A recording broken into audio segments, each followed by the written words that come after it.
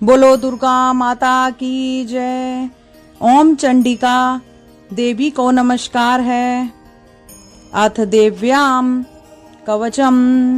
मार्कंडेय जी ने कहा, पितामह, जो इस संसार में परम गोपनीय तथा मनुष्यों की सब प्रकार से रक्षा करने वाला है और जो अब तक आपने दूसरे किसी के सामने प्रकट नहीं किया हो, ऐसा कोई साधन मुझे बतलाइए। ब्रह्मा जी बोले, ब्राह्मण, ऐसा साधन तो एक देवी का कवच ही है, जो गोपनीय से भी परम गोपनीय, पवित्र और संपूर्ण प्राणियों का उपकार करने वाला है। महामुने, उसे श्रवण करो। देवी की 9 मूर्तियां हैं, जिन्हें नव दुर्गा कहते हैं। उनके पृथक पृथक नाम बतलाए जाते हैं। प्रथम नाम शैलपुत्री है, दूसरी मूर्ति का नाम ब्रह्मचारिणी है, तीसरा स्वरूप चंद्रघंटा के नाम से प्रसिद्ध है, चौथी मूर्ति को कुष्मांडा कहते हैं, पांचवी दुर्गा का नाम स्कंद माता है, देवी के छठे रूप को कात्यायनी कहते हैं, सातवां कालरात्रि और आठवां स्वरूप महागौरी के नाम से प्रसिद्ध है, नवी दुर्गा का नाम सिद्धिदात्री है। ये सब नाम सर्वज्ञ महात्मा वेद भगवान के द्वारा ही प्रतिपादित हुए हैं।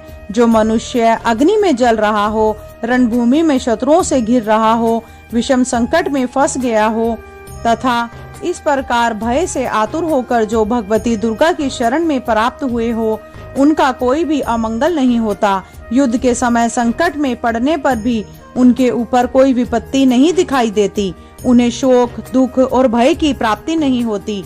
जिन्होंने भक्ति पूर्वक देवी का स्मरण किया है, उनका निश्चय ही अभ्युदय होता है।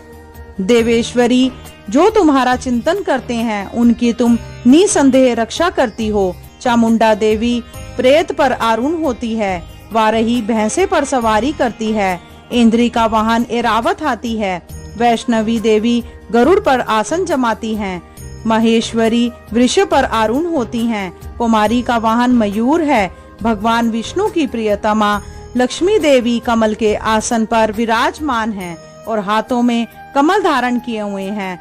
वृष पर आरूढ़ ईश्वरी देवी ने श्वेत रूप धारण कर रखा है। ब्रह्मा देवी हंस पर बैठी हुई हैं और सब प्रकार के आभूषणों से विभूषित हैं। इस प्रकार ये सभी माताएं सब प्रकार की योग शक्तियों से संपन्न हैं। इनके सिवा और भी बहुत सी देवियां हैं जो अनेक प्रकार के आभूषणों की शोभा से युक्त और नाना प्रकार के रत्नों से सुशोभित हैं। ये संपूर्ण देवियां क्रोध में भरी हुई हैं और भक्तों की रक्षा के लिए रथ पर बैठी दिखाई देती हैं। ये शंख, चक्र, गदा, शक्ति, हल और मूसल, खेटक और तोमर, परशु तथा पाश, कुंत और त्रिशूल एवं उत्तम शाकन, धनुष आदि अस्त्र शस्त्र अपने हाथों में धारण करती हैं। दैत्यों के शरीर का नाश करना, भक्तों को अभय दान देना और देवताओं का कल्याण करना, यही उनके शस्त्र धारण करने का उद्देश्य है। कवच आरंभ करने से पहले इस प्रकार प्रार्थना करनी चाहिए। महान रौद्र रूप, अत्यंत घोर पराक्रम, महान बल और महान उत्साह वाली देवी, तुम महान भय का नाश करने वाली हो, तुम्हें नमस्कार है। तुम्हारी ओर देखना भी कठिन है। शत्रुओं का भय बढ़ाने वाली जगदम्बिके, मेरी रक्षा करो। पूर्व दिशा में इंद्री मेरी रक्षा करें। अग्नि कोण में अग्नि शक्ति, दक्षिण दिशा में वारई और नेत्य कोण में खरगधारिणी मेरी रक्षा करें। पश्चिम दिशा में वारुणी और वाम्य कोण में मृग पर सवार करने वाली देवी मेरी रक्षा करो। उत्तर दिशा में कौमारी और ईशान कोण में शूलधारिणी देवी रक्षा करें। ब्राह्मणी, तुम ऊपर की ओर से मेरी रक्षा करो और वैष्णवी देवी नीचे की ओर से मेरी रक्षा करें। इस प्रकार शव को अपना वाहन बनाने वाली चामुंडा देवी 200 दिशाओं से मेरी रक्षा करो। जय आगे से और विजय पीछे की ओर से मेरी रक्षा करें। वाम भाग में अजिता और दक्षिण भाग में अपरिजिता रक्षा करे। उद्योतिनी शिखा की रक्षा करें। उमा मेरे मस्तक पर विराजमान होकर रक्षा करें। ललाट में मालधरी रक्षा करें और यशस्विनी देवी मेरी बोहों का संरक्षण करें। बोह के मध्य भाग में त्रिनेत्रा और नखुनों की यमघंटा देवी रक्षा करें। दोनों नेत्रों के मध्य भाग में शंखिनी और कानों में द्वारवासिनी रक्षा करें। कालिका देवी कपोलों की तथा भगवती शंकरी कानों के मूल भाग की रक्षा करे। नासिका में सुगंध और ऊपर की ओर से चर्चिका देवी रक्षा करे। नीचे के होठ में अमृत कला और जीवा में सरस्वती देवी रक्षा करें।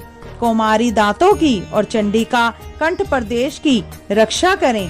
चंद्र घंटा गले की घंटी की महामाया तालू में रहकर रक्षा करें। कामाक्षी ठोडी की और सर्वमंगला मेरी वाणी की रक्षा करें। भद्रकाली ग्रीवा की और धनुर्धरी पृष्ठ भाग में रहकर रक्षा करें। कंठ के बाहरी भाग में नील ग्रीवा और कंठ की नली में नलकुबरी रक्षा करें। दोनों कंधों में खड़ीगनी और मेरे दोनों हाथों की भुजाओं की व्रजधारिणी रक्षा करें। दोनों हाथों में दंडिनी और उंगलियों में अंबिका रक्षा करें।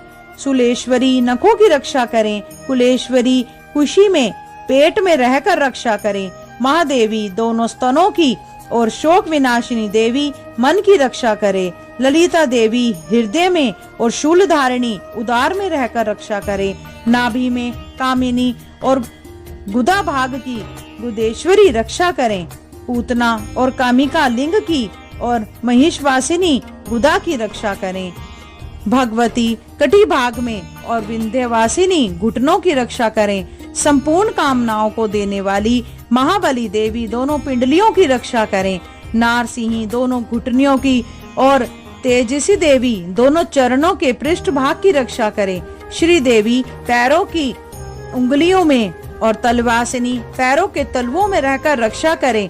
अपनी दाढ़ों के कारण भयंकर दिखाई देने वाली दंतस्त्राकरा देवी नखों की और उधर्व केश देवी केशों की रक्षा करें। रोमावलियों में छिद्रों में और त्वचा को वागीश्वरी देवी रक्षा करें। पार्वती देवी रक्त मज्जा वसा मांस हड्डी और मेदों की रक्षा करें। आंतों की कालरात्रि और पित्त की मुकेटेश्वरी रक्षा करें। मूलाधार आदि कमल केशों में पद्मावती देवी और कफ में चूड़ामणि देवी स्थित होकर रक्षा करे। नख के तेज की ज्वालामुखी रक्षा करें।